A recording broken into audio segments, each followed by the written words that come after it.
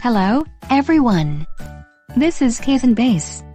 Today we will learn about the point of sorting when set the standard for necessary and unnecessary items. Sorting is the entryway to 5S.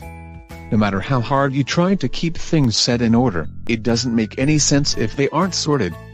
This time, let's learn about the definition and points of sorting. So, let's get started with the lecture.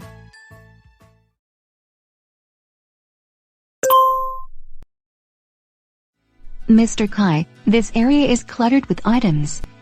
Sorting and setting in order must be performed then. Sorting should be performed before setting in order.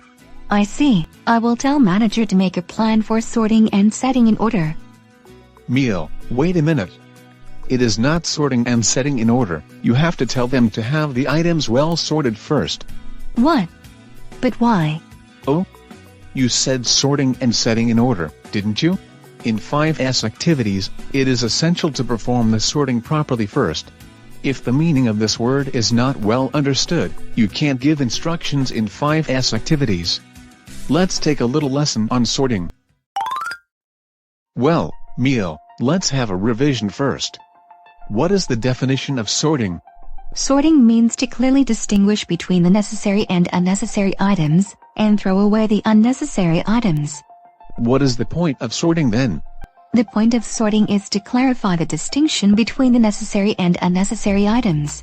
It is important to set a solid standard so that anyone can make the same decision. For example, the items that meet the condition should be considered as necessary items. On the contrary, the items that don't meet the condition should be considered as unnecessary items. That's right.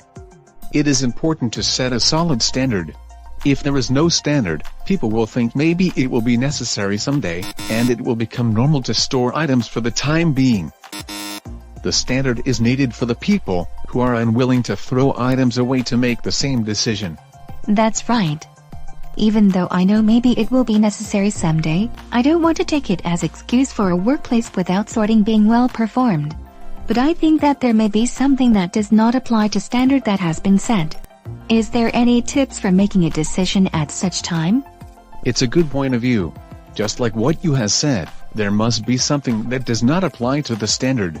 At such time, if you are not sure, throw away the items you don't want to pay for should be taken as the principle for judgment. I see. Instead of putting off the decision, you should consider, is this something I want to pay for?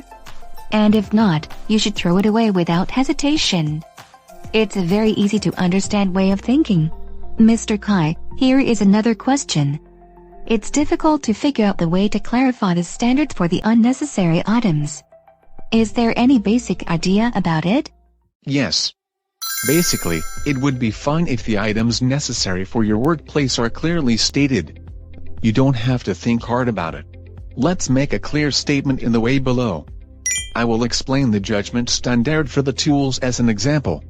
Tools can be broadly divided into items that cannot be used, items are not used, and items that are used.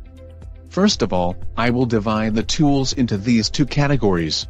Items that cannot be used are surely the unnecessary items, so no standard is required. On the other hand, whether the items are used or not depends on the people, so we will create a standard such as not be used for more than half a year. We also have to set a solid standard for the items we use. For example, there is a method of dividing the items into items rarely used, items occasionally used, and items frequently used. As for each standard, to be used less than once a month on average can be used as a standard for items rarely used, and to be used about once every 2 weeks can be used as a standard for items occasionally used. To be used more than once in a week can be used as a standard for items frequently used. Let's create a standard like this. If you can set the standard in this way, all you have to do is to decide what kind of management method you want to use. Items that cannot be used or are not used will be thrown away after being approved. And the items that are rarely used should be centrally managed in one place inside the building. The items that are used occasionally should be stored in a tool rack near the working place. and the items that are frequently used should be carried while working or stored in the working lanes. The above is the way to set the standard. It is not that difficult, is it? Yes, it is not that difficult to proceed in this way.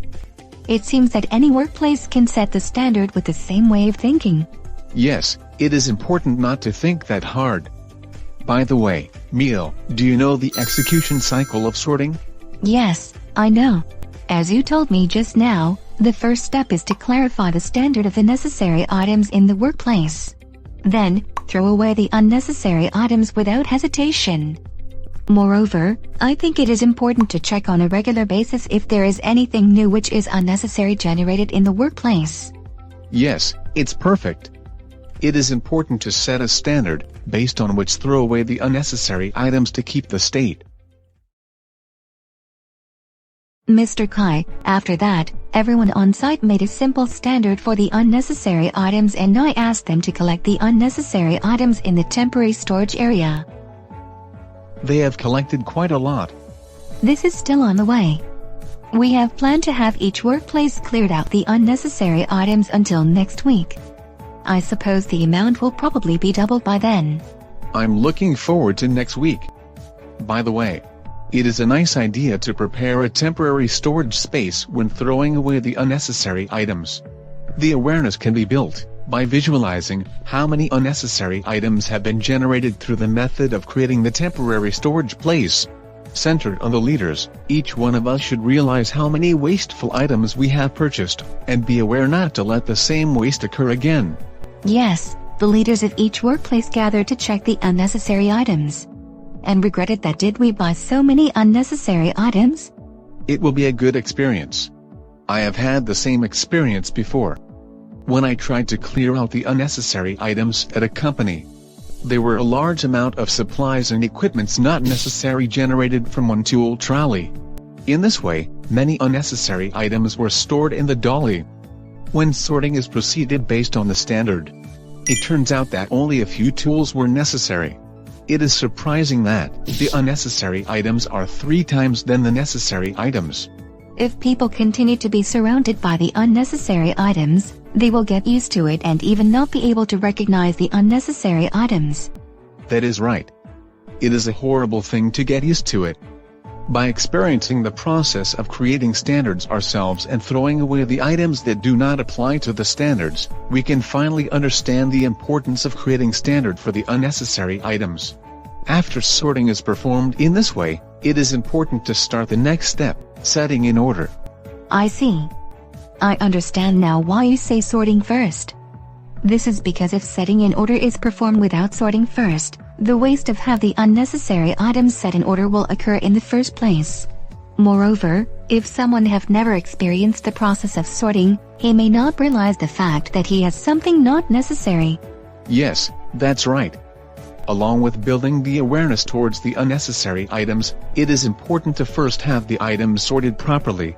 Please be aware that if setting in order is proceeded without sorting first, it may become just a display rather than setting in order for the improvement of efficiency.